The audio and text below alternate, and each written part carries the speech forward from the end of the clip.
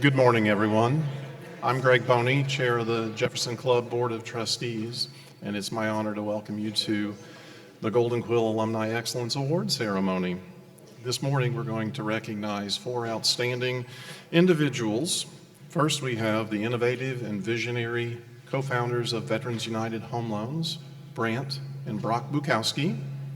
We have the world-renowned military and civilian healthcare professional and business leader Winnie Fritz. We have the late civil rights trailblazer and educator Gus T. Ridgel.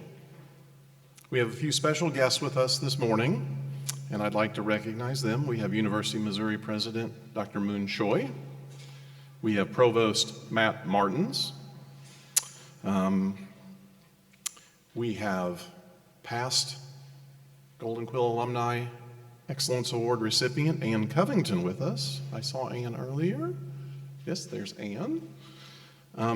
Before we begin, I'd like to share a few words with you about this building. In 1892, Academic Hall burned to the ground, leaving the 6 historic columns that anchor Francis Quadrangle. This building, New Academic Hall, was completed 3 years later. The Jefferson Club Board of Trustees has the honor every year of honoring alumni who exemplify the university's core values and have excelled in their chosen fields of excellence. We recognize them on the wall of notable alumni when you enter in the south entrance of Jesse Hall. In 2004, the Jefferson Club Board of Trustees decided that that would be the best thing to do is honor our notable alumni on the wall in our campus's most iconic building. We have the honor every year of doing that, and we have actors, artists, musicians, business leaders, politicians, and inventors who leave this university and help make the world a better place. With over 360,000 alumni worldwide, we have no shortage of people who are worthy of this award, but those we honor today are the most deserving. To the families and friends of our honorees, we're extremely proud to recognize them today on the Notable Alumni Wall. Their significant achievements make all of us extremely proud. But before we recognize those individuals, I'd like to bring forward University of Missouri President Moon Choi for a few words.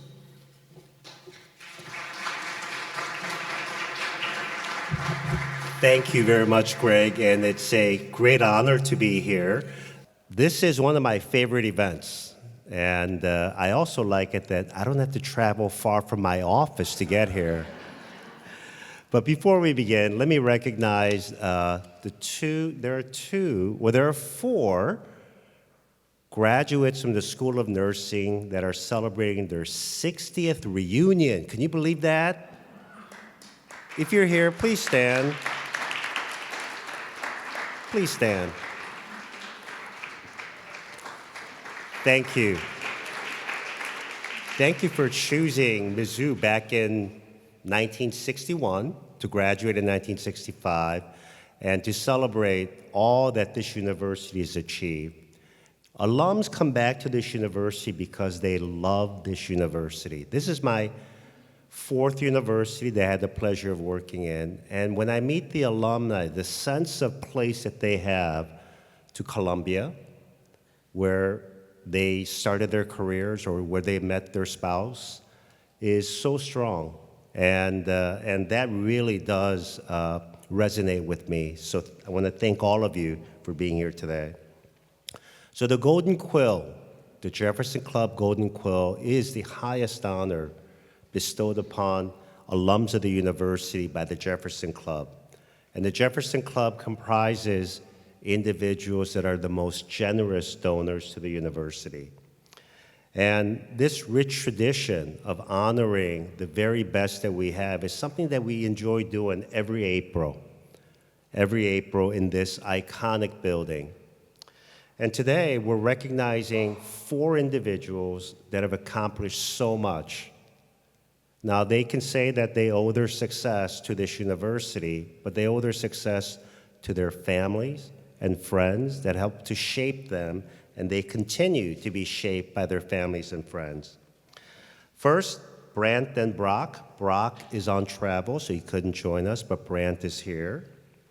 Together, you've built Veterans United into the nation's leading Veterans Affairs mortgage lender, helping the brave men and women in achieving home ownership, their very important dreams of home ownership. So, Brant, thank you.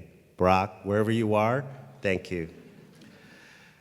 Winnie, I had a chance to meet with Winnie down in Arizona a few years back, and she is a trailblazer as a young nursing graduate from this university. She was commanding a group of Army soldiers, and these Army soldiers in Vietnam knew very quickly who the boss was, and that was Winnie.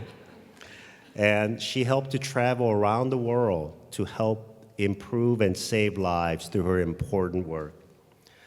And Dr. Gus Rigel. Dr. Rigel passed away a few years ago, but we are so proud of his courage, and it took courage, and his impact to this institution, and by serving as a quiet but influential role model during a critical period in our university and in the history of our country. So you are all leaders that we are very proud to honor today as the Golden Quill recipients, and I can't wait to learn more about you through the introductions that we're going to hear, beginning with a Jefferson Club Board of Trustees member, Nicholas J. Nicholas, thank you. Our first two honorees are visionaries in the home loan industry. They're the co-founders and co-owners of Veterans United Home Loans, a national lender serving veterans. This pair of brothers founded a total of 3 companies, honored with the Inc. 500 Award, and were named the EY Entrepreneur of the Year in the Midwest. Before entering the mortgage business, they ran an online ticket sales company that grew into a $22 million business before selling it in 2005, which isn't bad for an idea they conceived in their dorm room. Upon entering the home loan industry, the duo grew Veterans United at a remarkable pace, going from 4 employees at its founding to more than 3,500 people today. It's easy to see why. VU is consistently lauded as a top workplace by publications including People and Forbes. The work that they do benefits tens of thousands of U.S. military veterans in their search for their dream homes. One of the company's core values is enhance lives every day. That reflects its founders and employees' commitment to philanthropy. Fortune consistently recognizes VU as one of the 100 best companies to work for, and the company's charitable arm, Veterans United Foundation, has raised more than $150 million to support veterans, military families, and other local causes, including the Entrepreneurship Bootcamp for veterans at Mizzou. Simply put, their company is one of the biggest, most successful employers in both mid-Missouri and beyond, serving veterans in all 50 states. One brother graduated from Mizzou's College of Education and Human Development in 2000 and earned the Robert J. Trulaske Senior College of Business's Special Citation of Merit in 2018, and one brother earned his bachelor's degree from the College of Education and Human Development in 1996 and a master's in mathematics in 2000. Both are proud members of the Jefferson Club and the Grace Bibb Society and are dedicated supporters of Mizzou athletics. Please welcome today's first honoree, Brant Bukowsky, accepting on behalf of himself and his brother, Brock Bukowsky.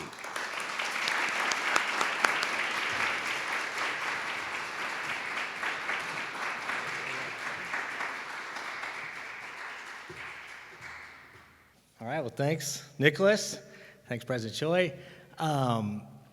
This recognition is pretty meaningful to me since Mizzou is the only school I'd ever wanted to go to. It's the only school I'd actually applied to. I can say the same for my brother, or I can speak for him. He got his undergrad at Mizzou. He got his graduate degree from Mizzou. He was a Mizzou fan basically his entire life, and he currently has 2 of his kids going to this university. we also, both my brother and I, fell in love with and married two Mizzou graduates. So getting this award from my dream school is pretty special. This is a story not a lot of people know, but I was also recognized as a notable alum shortly after I graduated. So it was my senior year, and I was student teaching, and as seniors in the Department of Education, or College of Education, we also had to take a class led by the Dean of the College of Education. In that class, he helped prepare us to get a job as a teacher, and one of the assignments we had to do was to create a resume. So I went and worked on this resume. I listed all of my skills that I thought I had, listed all of my achievements that I had done up until that point, put it together, submitted my resume, and apparently my resume caught the dean's eye because in the next few years after I graduated, when the dean led that class, he would take my resume, he'd post it on the big screen for everybody to see, and he would use it as an example of what not to do. He was so unimpressed with my resume that he used me as a cautionary tale. Now, fortunately, I didn't need a resume when I graduated, and the reason for that involves a can of soda, some payphones, and a run-in with the law. So, a couple years before graduation, my brother was getting his master's in math at the time, and he was a TA. And one day he went up to his office hours and decided to stop off and buy a can of Coke out of a vending machine. Well, what we didn't know at the time was the university and Coke had a promotion where the university was going to give away a bunch of tickets to the football game, and Coca-Cola was going to give those out by placing stickers on random cans throughout vending machines on campus. So if you got one of those stickers, you could get a ticket. Well, my brother happened to buy one of those sodas with a sticker on it. Well, he had a student pass, didn't need it, so he went down to the stadium, asked around, found someone that needed a ticket, and the guy said, "Hey, I'll pay you $10. So Brock said, fine. He sold the ticket for $10, went into the game, and didn't think much about it until a little later on when he said, "You know, I paid 75 cents for that soda, and I got a ticket worth at least $10. So the question he asked was, how many stickers are out there? And so this is when Brock made what I consider to be one of the greatest investment decisions of all time. And he took that $10 that he had sold that initial ticket for and reinvested it into soda cans. And he bought $10 worth of soda cans out of vending machines on campus. And from that $10 worth of soda, he got 3 stickers. He took those 3 stickers in, turned them in for 3 tickets, went down to the stadium, sold those tickets. And from there, we escalated things quite a bit.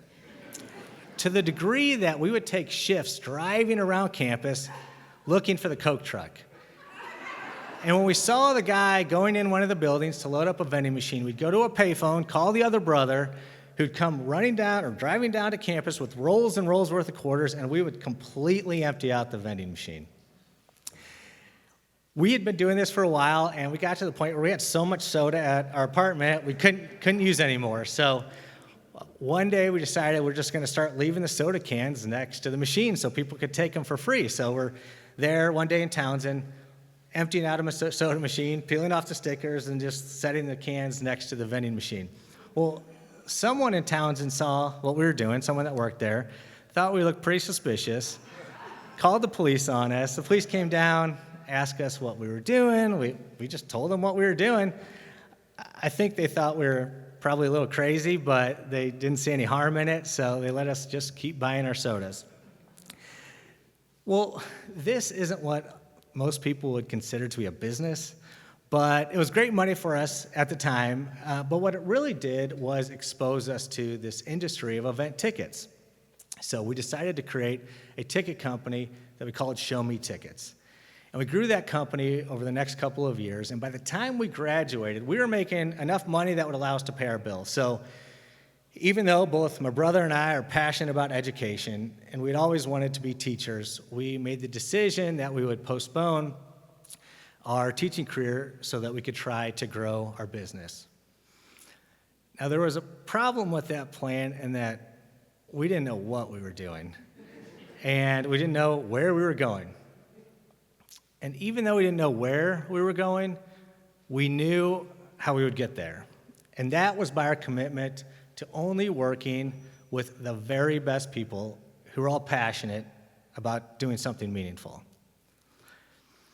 The number one factor in our success over the years has been the incredible people we have been fortunate to work with. And I don't know if there's data or stats out there about this, but I think if you looked at the people that have worked with us over the years, there is a higher percent of people with Mizzou degrees compared to any other large company in the world. And that just goes to show how much we have benefited by having a strong connection to Mizzou and the incredible people that come out of this university. So I would like to first thank all the Mizzou graduates that we've worked with over the years. I'd like to thank my wife. She's an amazing woman. She's one of the smartest people I know. She is a brilliant attorney. She has done and continues to do meaningful things in her life, and she's a great teammate in that she both supports and tolerates me. And I'd like to thank our kids. They're incredible people, and out of all the ways I've been fortunate in my life, the thing I cherish the most is the fact that I get to be their dad. I'd like to thank our parents. My dad passed away a few years ago, but he was a huge supporter of ours, and he's probably one of the bigger Mizzou fans you'd have ever met. Our mom is just an incredible role model for serving others. She has served and supported countless people in her life, and that certainly includes my brother and I. She's supported us and encouraged us in whatever we were doing, even with some of the wilder ideas we had when we were younger. And I'd like to finish by thanking my brother. He's been one of my best friends, literally my whole life. He's the best man at my wedding. He is my business partner, and I'm just grateful to be on this journey with him. So even though this recognition might have my name on it and have my brother's name on it, I think it's appropriate to recognize all of the Mizzou graduates that we've been fortunate to work with over the years, just because they played such a meaningful part of getting Veterans United to where it is today. So on behalf of myself and on behalf of my brother and on behalf of those thousands of Mizzou grads that we've been fortunate to work with, I'd just like to say how grateful we are for this recognition. Thank you.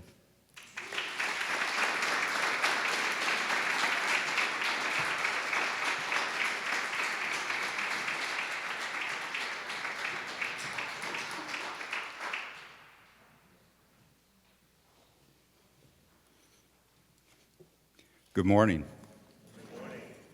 I'm Michael Jones, and I'm happy to be with you all this morning. I am a member of the Jefferson Club Board of Trustees and Donor Recognition and Stewardship Committee, and here to present our next recipient. Our next Golden Quill recipient has been around the world and back since her years on campus here in Columbia. She is a seasoned military and civilian healthcare professional and has been an international business leader whose work has taken her to 24 countries. As Chief Operations Officer and Senior Vice President at HCCA Management Company in Nashville, Tennessee, she drives organizational assessments, competencies development, medical facility and equipment planning, and global health system improvements in Africa, Asia, the Middle East, and South America. In previous executive roles, she led healthcare operations and improvement and recruitment in the United Kingdom, Philippines, United Arab Emirates, and Egypt. In the U.S., she has served as CEO, Chief Clinical or Chief Nursing Officer for 7 hospitals, including tenure as the CEO of 2 Ascension Carondelet systems in Arizona. She has worked on projects in Africa, Turkey, South America, and the Middle East. For the U.S. healthcare organizations, she's conducted leadership development and organizational assessment initiatives. The honoree serves as a board member on 4 national healthcare organizations, including institutions involved in healthcare real estate, population health and wellness, nursing education, and international healthcare recruitment. She served as the founder and president of Wellness Systems Incorporated, a Washington, D.C.-based consulting firm working with more than 60 U.S. Mid-Atlantic health and human services organizations to improve work environments and organizational outcomes. She's worked in newly integrated healthcare systems in highly managed care markets. She spent 17 years in Jordan serving as Dean of Nursing School and leading clinical operations for King Hussein's 28 hospital network, for which she was honored with the country's Medal of Honor for outstanding service. During her service as a U.S. Army nurse, this honoree earned her pilot's wing and served in nursing and leadership assignments in Vietnam, Thailand, and the U.S., for which she received commendations, including the Bronze Star Medal. On top of all of that, she has assessed the health status of Bedouin nomads in Jordan, led curriculum development in 3 professional schools, administered the presidential suite at Walter Reed Army Medical Center, provided health care coverage for one of Bob Hope's Far East Christmas tours, and served as a U.S.-sponsored team of healthcare leaders to help assess care facilities in post-war Bosnia and Croatia. She's also honored by the University of Missouri with the Citation of Merit Award, Faculty and Alumni Award, and Distinguished Service Award. She is deeply involved in the Sinclair School of Nursing, from which she graduated in 1968. Please give a round of applause for our next Golden Quill recipient, Winnie Fritz.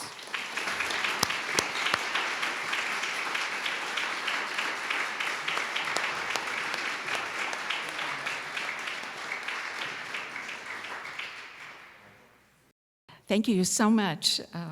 Thank you so much. I'm humbled and blessed to receive this distinguished award. As I have thought about this day, I have found myself thinking about my roots. As I was talking to my husband, who was unable to attend, and talking about this day, he said, well, just remind them that wherever you go, you'll go any place there's a terrorist group. So Vietnam taught me to be calm. So if you know any places there's a terrorist group that you need work, I'm ready.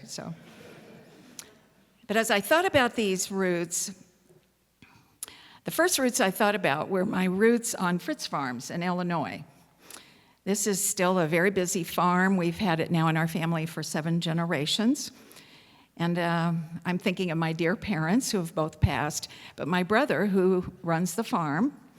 I thought all little girls grew up doing C-sections with their daddies and inseminating the cows, driving John Deere tractors, and as a 4-H'er showing livestock at the state fairs.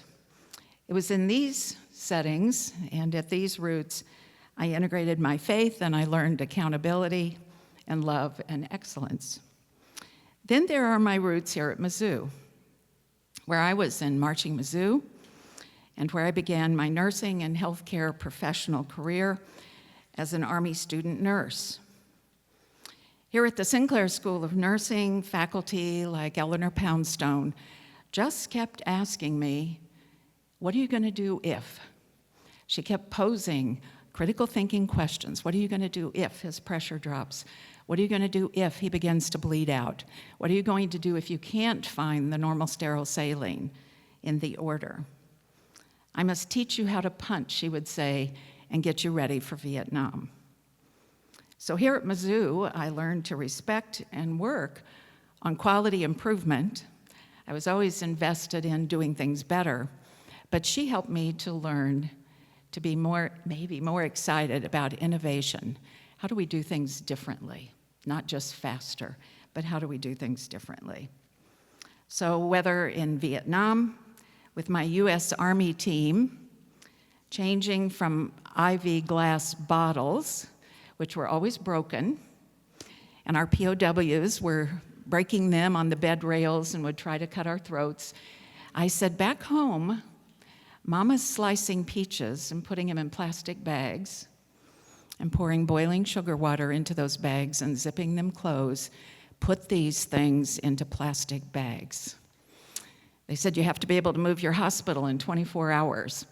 It's easier to do that when you have incoming rounds. But 24 hours, and I said, I have 144 casualties, 34 on ventilators. They were the size of our washers and dryers in our homes today. I said, give us something. We've already sent our first spaceships to the moon and began miniaturizing. Let us have something that's about 15 by 15 by 15. It can weigh 50 pounds, but put a web strap on it and we can move that with our patients, if you will. Or creating medevac helicopter protocols. Helicopters are being used for transportation. I was chosen at Fort Sam Houston, Texas, when we were getting ready for Vietnam. I was going through Vietnam jungle training, and we were traking into breeding anesthetized goats and so forth. And suddenly we get orders to spend a couple of months stateside getting used to incorporating all of that military technology and documentation before going to Vietnam. And I received orders to go to Fort Rucker, Alabama. And I said, where is that and why? And they said, well, we're beginning a new venture. In Vietnam, we're having trouble in those medevac helicopters. If one or two of the pilots is shot, nobody in the back knows what to do. And if one of you in the back is shot, nobody in the front knows what to do. So we've decided to cross-train all of you so that no matter who is shot, that the rest know what to do. It was an incentive to learn. Yes. And I said, how did you choose me? And they said, well, we decided that she can drive combines and John Deere tractors. She certainly can fly a Huey. So off I went to get my fixed-wing license and to fly Huey helicopters. So whether it was in Vietnam or whether it's in Arizona, where we have 600,000 veterans, I was asked for my opinion by the VA Advisory Council and by the Arizona Department of Veterans Services, how would I change the healthcare system as a healthcare professional and as a veteran? And I said, you know, if I have ideas, but if I write the paper and send it to you, you'll spend more time trying to ask the question, who is Winnie Fritz, than really fixing the system. Do you know what I mean? That you'll spend more time vetting the writer than the proposal. So General Omar Bradley, when I was operating the presidential suite and VIP suite at Walter Reed, one of my very favorite patients was caring for 5-star Omar Bradley at the end of his life. And I asked him, what one leadership lesson should I learn? And he said, that's easy. Leadership implies followership. If you turn around and there's nobody there, you have a problem. Going on, he said, if they don't have the boots they need, if they don't have the uniforms, if they don't have the rations, if they don't have the ammo, but most important, if they don't know and believe in the mission of the day, the enemy's going to overrun your headquarters. Either one, because they can't defend you, or two, more sadly, they don't care to defend you. He said, you see, we get in these leadership roles, and we either worry, I don't know what to do, or we assume too much about, I know what to do. And he said, the point is, the front line knows the issues, and the front line knows the answers. And so I said to those organizations, what I'm going to do is spend 250 hours interviewing veterans, active duty, Guard, Reserve, and asking them what they would like, and they helped me develop a new model of care. So the roots were here at Mizzou. Or whether those roots are the Middle East, helping to enhance one of the systems. I'm back there every year, and the Middle East has now been a part of my life for 52 years. I learned a lesson there when I was assessing the health status of the population of Jordan. And I saw concrete buildings around the desert. The Bedouins move their camels, sheep, and goats with the water supply. And I said, what are the concrete block buildings? I don't mean this as a political comment, but they said USAID felt badly we were living in tents, but they didn't understand we have to follow the water. And so we don't live in them, but we use them as barns to store our grain and our fuel. And so when I went to leadership and went to His Majesty, I said, this is the way I want to fix health care for them. I'd like RVs that we're going to renovate to be mobile clinics, and we're going to follow the Bedouins. And similarly, when I was CEO down in Tucson, we had Army vets who were homeless living under 5 viaducts. And they were frequently in our ER, and then maybe in our ICU with congestive failure or an uncontrolled diabetic, worried about those legs maybe.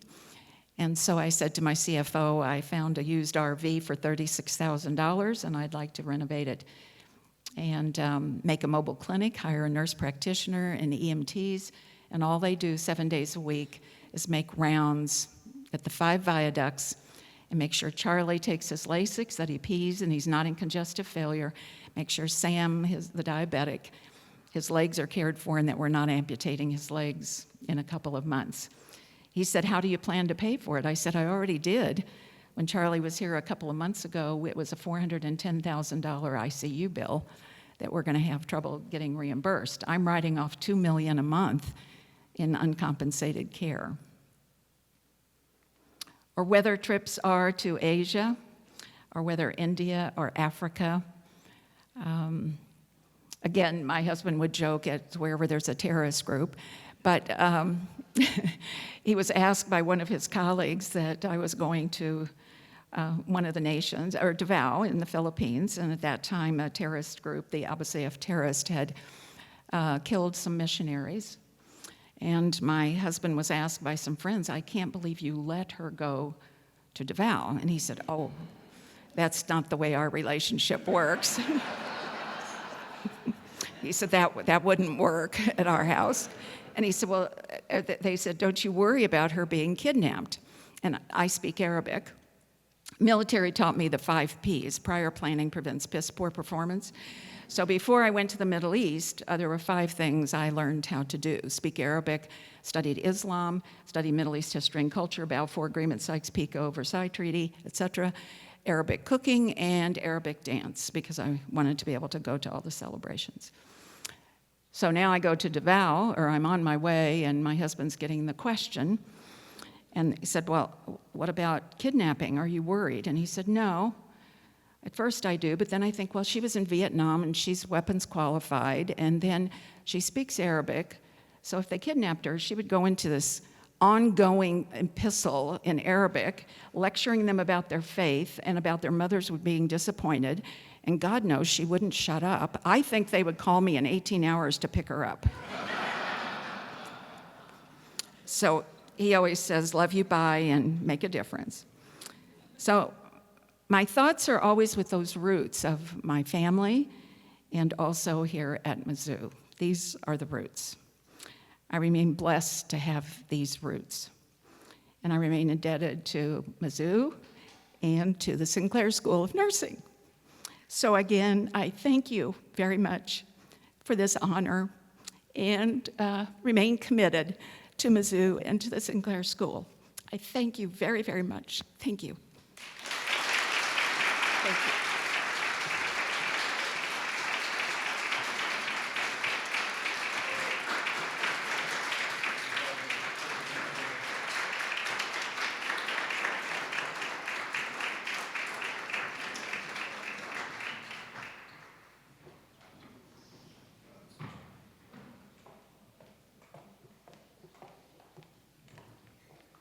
Thank you, Ms. Fritz. Good morning.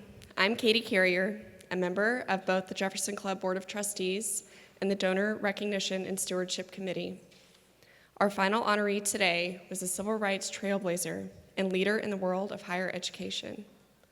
A veteran of World War II, he graduated magna cum laude from Lincoln University, Missouri in 1950. Later that year, he became one of 9 students of color admitted to the University of Missouri, marking the institution's desegregation. Despite limited financial resources, his hard work and dedication allowed him to accelerate his studies, doubling his course load to complete a 2-year master program in economics and his thesis in just 1 year. Graduating with honors in 1951, he became the university's first Black graduate degree recipient. He received a doctorate in economics from the University of Wisconsin in 1956. 40 years later, Mizzou awarded him an honorary doctorate, the institution's highest recognition. This honoree dedicated his life to higher education, holding key leadership roles at historically Black colleges and universities. His most extensive work took place at Kentucky State University, where he was the dean of the business school and the vice president of business affairs. His final service to KSU was as special assistant to the president until his death in 2020. A civil rights trailblazer and Mizzou Hall of Fame inductee, his legacy endures at the university through a fellowship in his honor established in 1987. To date, the fellowship has supported more than 500 students at Mizzou as they pursue their postgraduate education. His perseverance paved the way for future generations of students, both in Missouri and beyond.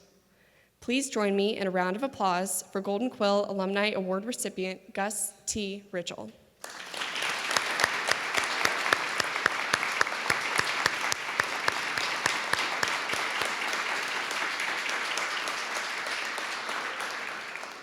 Accepting on Dr. Ridgel's behalf is the Dean of the College of Arts and Science, Cooper Drury.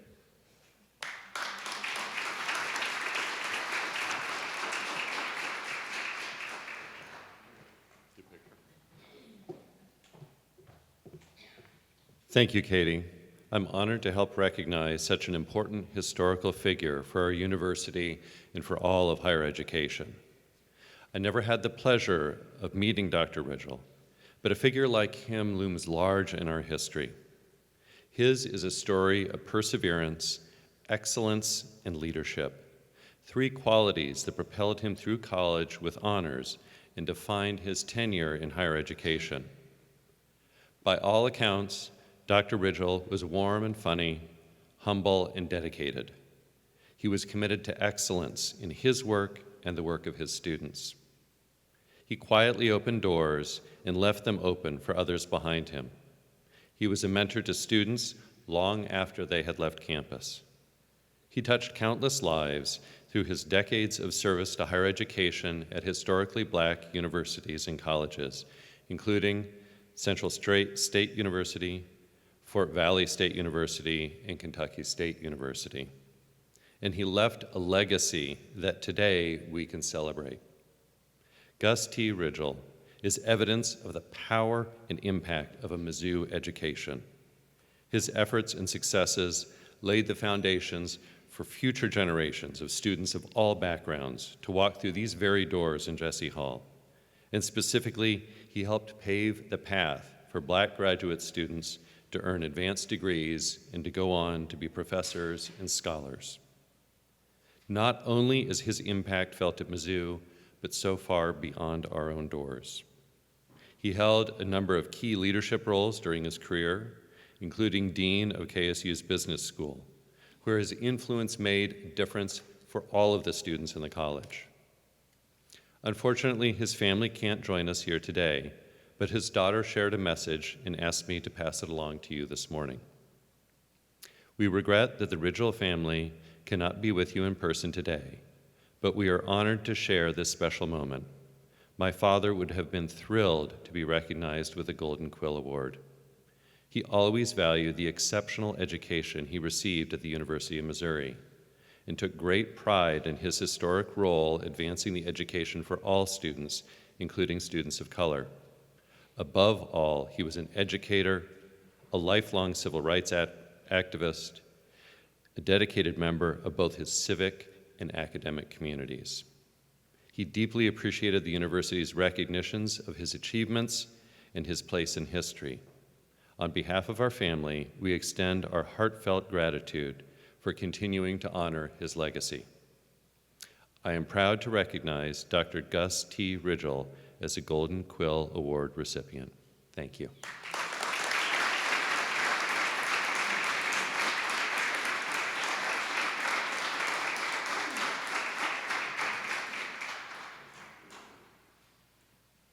Wow, that was an incredible stories that we heard.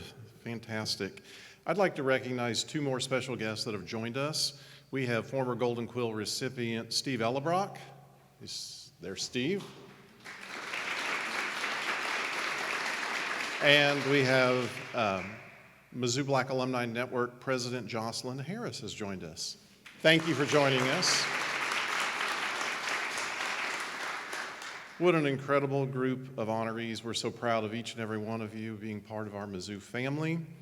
At this time, we are going to head back to the notable wall where we're going to reveal your names.